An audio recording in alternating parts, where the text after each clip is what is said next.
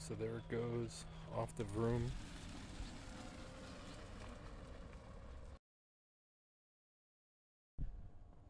How's it going, YouTube? Checking in. Haven't been making videos much lately. Figured I'd check in, give you guys an update on my Mustang. If you look, this one is actually my brand new one. This is a 2022 model.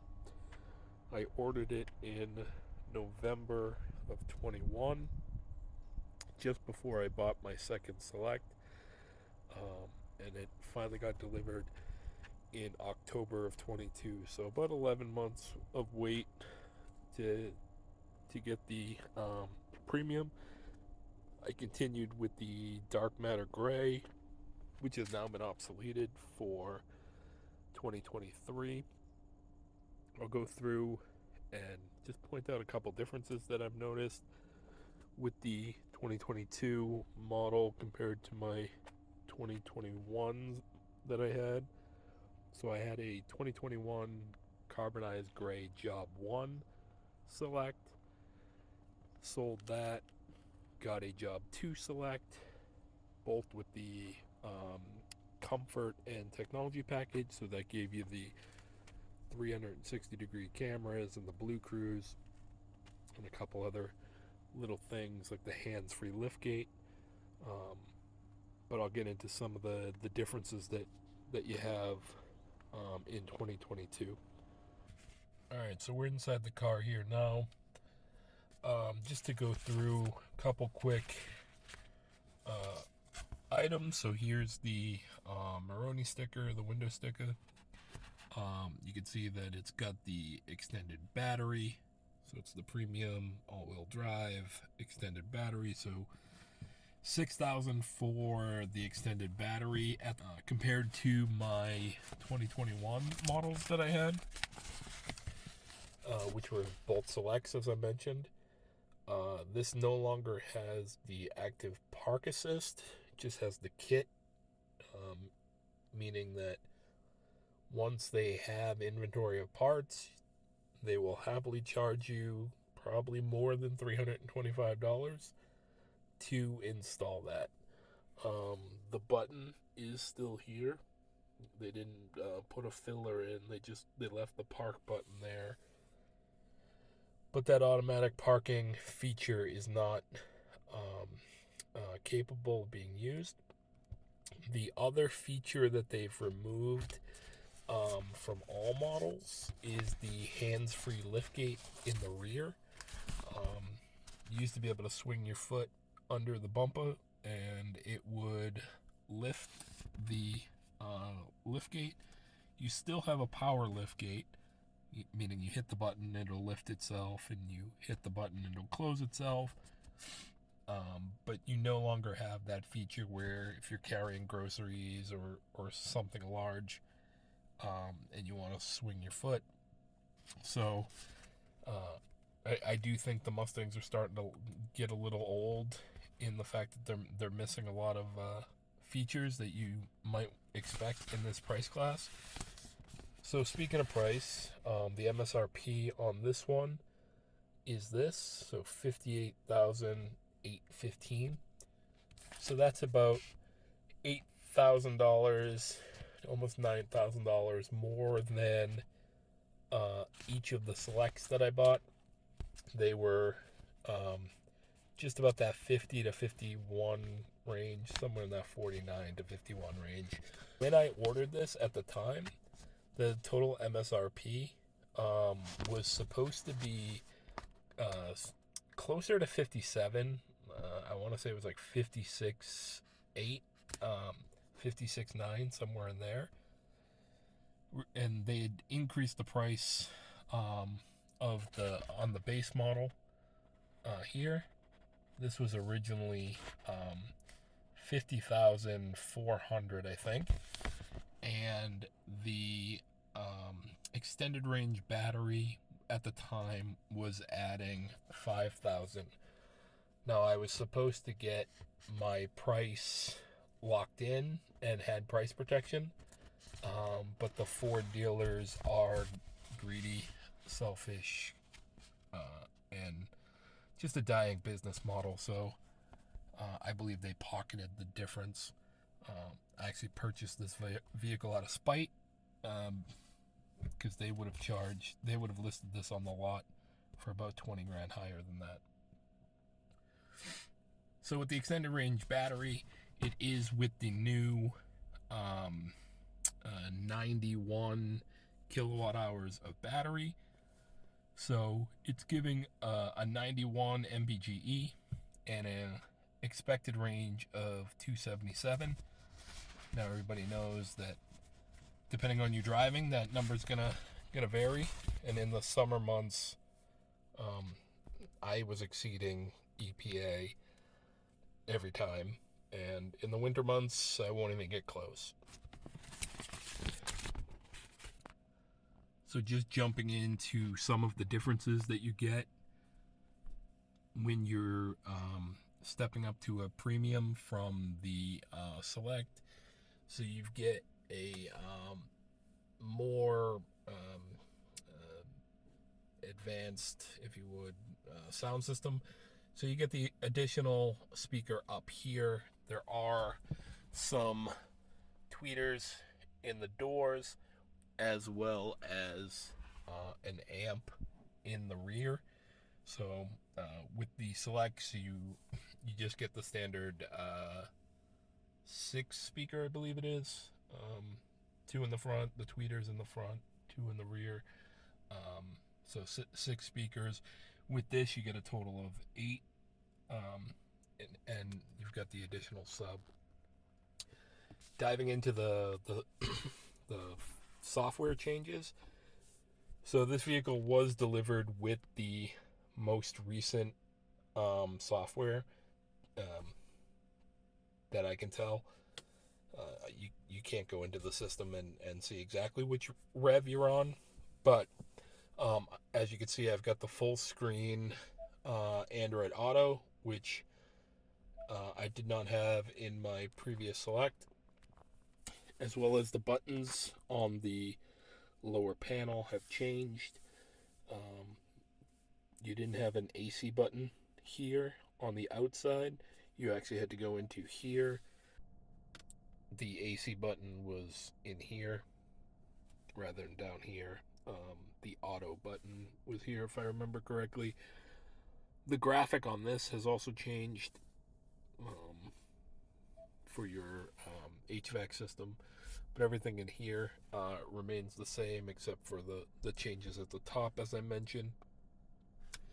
From an interior change, going to the 2022 model, and again, not sure if this is a premium feature or if this is a 2022 item, but the this fake carbon fiber in my Select was very much a more bright, light colored piece that's stretched across the dash. This is much darker. Going down into the wireless charging tray, they've changed the mold on this so that the phone is less likely to slide around. You've got this little stopper here. You've got a stopper up front. It fits my Pixel 6 Pro pretty well. Additionally, you'll notice that there's this ring up here, the blue ring, because this has the latest version of the software. So at my computer here now, that kind of brings me to the next point. If I were to do it again, would I do it at today's offering? Personally, I would say no. So I'll just walk you through here real quick. You can see now the starting price, base price on a premium is $54. Let's call that $55,000. if you were to go in and order the exact version that I have, you can see here the extended range battery all-wheel drive. Remember, I said it was $5,000 when I ordered it, and it had gone up to um, 6,000 on my window sticker. But you can see here that that extended range battery with the all-wheel drive is now $11,000, 11,300. Um, that's not that's not worth it at all at this point. I think Ford has completely priced themselves out of the market. I think they're a little too giddy with the fact that they, them and GM and their ability to lobby, got the new tax credit bill basically written around them. Um, so, you know, they've increased their prices to a point of the value proposition just is not there. They did bring back carbonized gray, which is the color that I had before. With the premium, you do have the ability to select the light interior. I think this would actually look good on a carbonized gray, or even in my dark matter gray. The mobile charger is still included. They have some additional features that you can add. You can black things out so that the rims are black rather than shiny. And then you can go to the order page. With the cost of fuel, an equivalent vehicle to what I just purchased at $58,800 is now $67,000, $68,000, almost a $10,000 difference for the same vehicle, and that's about a $12,000 to $15,000 difference from when the vehicle launched in 2020. The car is beautiful. It looks nice. It's definitely still a Ford. Some of the materials, I would say, are a little underwhelming. You've got some weird software glitches that haven't been worked out in the last 2 years. But they're also just lacking features that you would find in something in this price range. And again, I know other vehicles are no longer going to qualify for the tax credit because of their ability to and their connections within the U.S. government, which again is a great thing if it brings jobs, some manufacturing jobs back to the U.S. I would love to see that. But from a feature set, this vehicle is still not very efficient in the winter due to its lack of a heat pump. And if you live up in some cold territories, I'm in New Hampshire, having a heat pump in the winter would be a great feature to add. There are no ventilated seats in this vehicle. There are no heated seats in the rear. They took away the park assist. They took away the hands-free liftgate. These are just quality of life features that I think at a car at $60,000, almost $70,000 now, you would expect to be there. The Blue Cruise works fine. It is a bit of a gimmick. It's just adaptive cruise control where you have the ability to remove your hands. So I don't know how important removing your hands really is to anyone, but it's more of a gimmick, more of a parlor trick. So my advice would probably be to skip the Mustang Mach-E until the next generation, personally. Once they add in the necessary features that I think you'd find in other vehicles in this price range, whether it be an EV or ICE. There are better options out there. That's just my opinion. If this is the EV you want and must have, Again, it looks great. It drives fine. Little soft on the suspension, um, but overall, it's an enjoyable ride. Nice, quiet. If you're looking to go to the GT, I would avoid the GT Basic and go right to the GT Performance Edition. But again, that is now almost $80,000. At $80,000, I would steer clear of the Mustang Mach-E. I am a fan of it. I just don't think that the value is there any longer compared to where it was. And because of these price increases, I think it's driving a lot of people towards the Select. These are my previous Maroni stickers for my last two Selects. Ford just closed the order bank, so today is October 12th, 2022. They closed their order banks for the 2023 Selects. They're no longer allowing anyone to order them. You can see my first one here, which was the carbonized gray, was $49,000.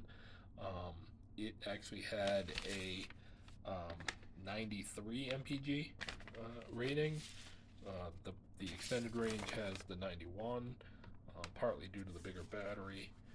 This was my second one, same 93 mpg.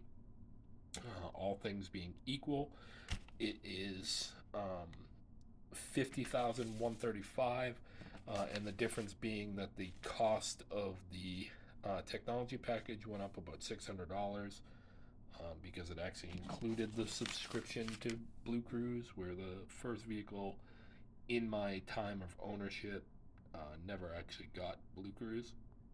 But because the order banks are now closed, I'm unable to show you what the equivalent of this would be today. But building one out for a 2023, this would have been at about 53 something. Again, I still think that's a little high for what you get, but that would probably be the max package that I would suggest for most people. Otherwise, go look at something else. There's a lot of interesting vehicles in this space right now. Some of the vehicles have some of the features that I feel are missing. They also offer better charging, or even some multi-years of free charging. So I would say shop around before you commit to the Mustang. But if the Mustang's the one you want, I say go for it. Just understand that it is lacking. Just for comparison, you could purchase the Model Y, if that's your taste, and the long range all-wheel drive is now less expensive than a premium Mustang Mach-E, and the performance model is actually less, or just about the same price as a premium Mach-E, and will actually outperform the GT Mach-E, because the GT Mach-E has a limitation of 5 seconds of full power. So for comparison, this would provide you the better charging network, as well as some of those quality of life features that I think the Mach-E is missing. You could purchase the Kia EV6, the top of the line version that they offer today. The actual GT is not out yet, but this is their GT line, which is similar to the Mustang Mach-E's Premium. And you can see here that it's currently at $58,000 plus destination. So the advantage here is this is one of the fastest charging EVs you can buy. It's very efficient. It does have a heat pump on the all-wheel drive versions. Features some of those quality of life features that that are lacking in the Mustang, like the heated rear seats, as well as the heated and ventilated front seats. With the Mach-E, you only get heated seats. You can see the cold weather adds the heat pump. You get similar range. You actually get similar horsepower. Um, I think it's about 25 horsepower less, but you're getting about 25 more pounds of torque. So definitely going to be a quick vehicle if quickness is what you're looking for. And at this point, you're about $8,000 to $10,000 less. Or if this futuristic retro look is more your style, you can switch over to Hyundai, which is the same platform that Kia is built on. And here you're looking at a total price of $53,000. So again, a good savings. Many of the features um, that Mustang is missing. This does not have the heated rear seats like its Kia sibling, um, but you've got the heads-up display, which is kind of cool. Um, you've got over 300 miles of range. Again, super fast charge. I would look here.